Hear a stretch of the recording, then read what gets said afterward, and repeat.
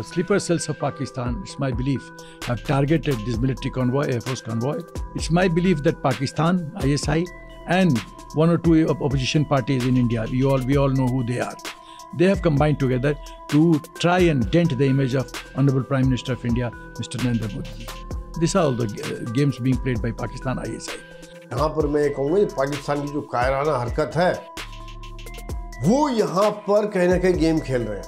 पाकिस्तान नहीं चाहता कि यहाँ पे किसी तरीके की इलेक्शन हो और लोगों को ये लगे कि नॉर्मलसी आ गई है।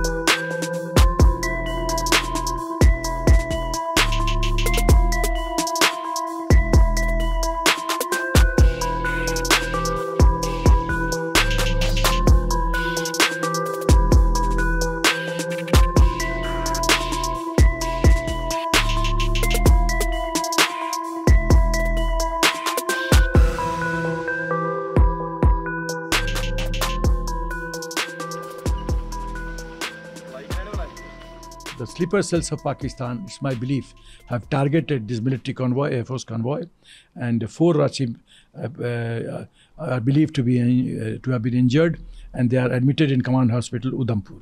It is very sad commentary. Look at the timing of this attack.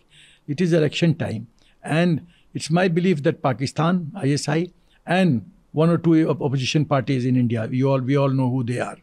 They have combined together to try and dent the image of Honorable Prime Minister of India, Mr. Narendra Modi, so that his image gets dented. We are talking about peace. Also, another angle to this is that in Jammu and Kashmir also, Lok Sabha election is going to take place. So that is also the angle, that you create chaos, you drive fear in the minds of people, you dent the image of Honorable Prime Minister of India. These are all the games being played by Pakistan ISI. As long as the sleeper cells exist in Jammu and Kashmir, these sorts of incidents will continue to happen.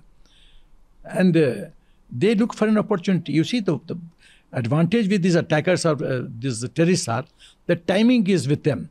They know when to attack, where to attack, how to attack. This is not known to defender. So this is the game being played by Pakistan. And it's my recommendation that time now has come that within 25 kilometers from the border, whichever are Pakistan outposts, military outposts, we should target them, use our heavy artillery, and just bombard them.